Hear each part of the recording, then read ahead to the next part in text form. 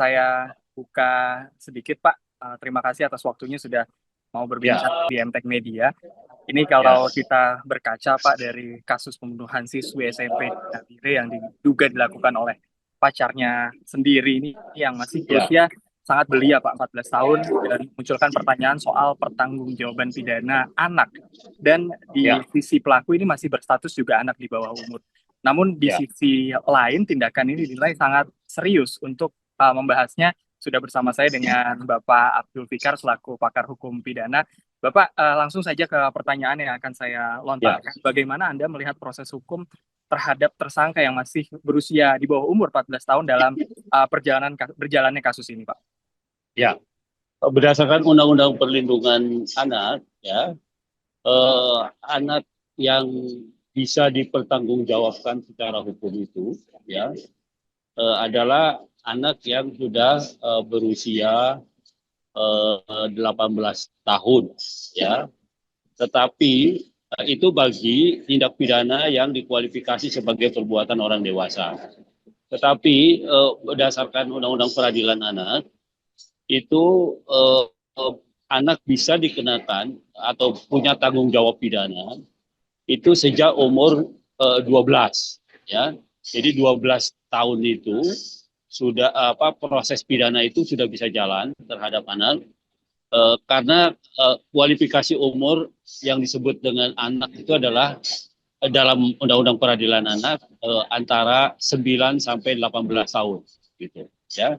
9 sampai 18 tahun kurang 1 hari. Nah, itu anak-anak gitu. Nah, jadi kalaupun ada kemudian anak-anak itu melakukan tindak pidana, maka ada beberapa perlakuan khusus yang dilakukan uh, oleh peradilan ya terhadapnya, ya. Umpamanya dia harus didampingi oleh orang yang bertanggung jawab sebagai walinya, kemudian persidangannya dilakukan secara tertutup, ya. eh, apa eh, eh, Kemudian juga eh, dalam walaupun dakwaannya ya tetap seperti orang dewasa, perbuatan yang didakwakannya, ya, tetapi hukumannya akan dikurangi sepertiga, ya, sepertiga dari tuntutan terhadap orang dewasa gitu. Jadi dia tidak maksimal. Karena itu di dalam Undang-Undang Peradilan Anak tidak dikenal hukuman seumur hidup atau hukuman mati. Kalau orang dewasa kan ada hukuman seumur hidup dan hukuman mati gitu, ya. Nah, di peradilan anak ini tidak dikenal itu, ya, karena pada dasarnya peradilan anak itu diselenggarakan di satu sisi dia sebagai upaya pembalasan terhadap satu perbuatan, di sisi lain juga penghukuman itu diletakkan sebagai upaya pendidikan dan perbaikan karakter anak gitu, karena dia masih diharapkan bisa tumbuh dewasa, ya, menjadi orang yang baik-baik begitu. Berarti artinya, Pak, saya simpulkan berarti anak di bawah umur di Indonesia, hukum di Indonesia ini tetap bisa dimintai pertanggungjawaban hukum pidana berarti ya, Pak, ya?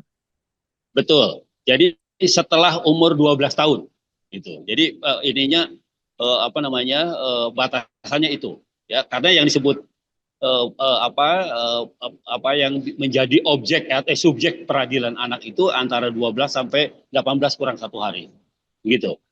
Oke, baik, Pak. Apakah sanksi dalam sistem peradilan anak saat ini sudah cukup memberikan efek jera?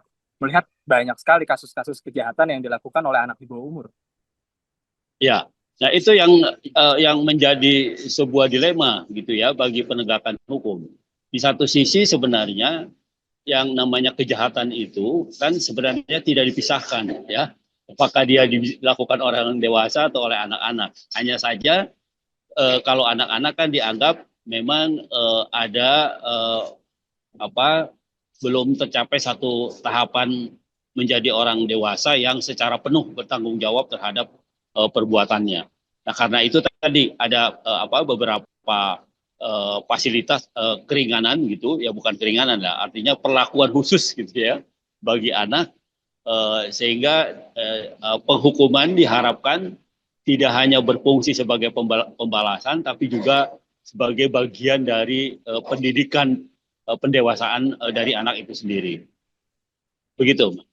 Oke, Pak Abdul, ini tentunya dengan tadi penegasan dari Bapak juga, ini kalau dari banyak persepsi begitu di masyarakat, adanya muncul wacana menurunkan usia pertanggungjawaban pidana, seperti yang memang terjadi di beberapa negara.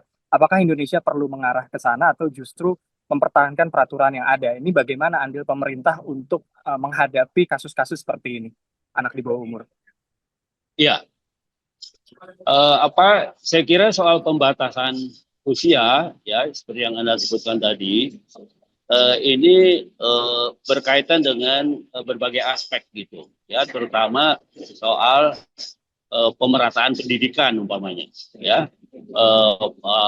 Pendidikan itu eh, jika dilakukan setara atau merata ya, barangkali pemikiran bahwa ada perubahan kriteria pertanggungjawaban pidana itu bisa bisa lebih ketat gitu. Artinya bagaimanapun juga diakui atau tidak, pendidikan itu kan sarana dari pendewasaan anak ya, pendewasaan manusia gitu. Nah, karena itu perubahan usia mengenai pertanggungjawaban pidana itu menurut saya akan dikaitkan ke sana gitu. Nah, ini tentu saja harus ditangkap oleh DPR dan pemerintah gitu ya, terutama yang menguasai banyak sumber daya yang berkaitan dengan anak itu pemerintah negara ya, karena umpamanya dia yang menguasai lembaga pemasyarakatan anak, kemudian pendidikan anak-anak nakal dan sebagainya. Jadi aktivitas yang memang memberikan fasilitas terhadap anak sehingga anak diharapkan tidak terbebas dari perilaku-perilaku yang bersifat kriminal. Begitu, Mas. Baik, Pak Abdul, terima kasih sudah terjawab semua dengan detail. Semoga kasus ini menjadi momentum ya, Pak, dan mengevaluasi kebijakan pemidanaan anak di Indonesia, apalagi anak-anak di bawah umur ini harus diperkuat dengan pembinaan yang lebih oke tadi ya, Pak, ya, penegasan ya, agar mereka pendidikannya lebih jelas dan akhirnya untuk kasus pidana seperti ini mereka tidak berani untuk melakukan karena ini hal-hal yang tentunya buruk dan Ya, mempengaruhi masa depan anak bangsa. Benar begitu ya, Pak, ya? oke. Iya, Ya, terima kasih Pak Abdul, dan semoga ya, sehat selalu. Dan terima kasih sudah meluangkan waktu untuk MTech Media, Pak. Sehat selalu, Pak Abdul. oke.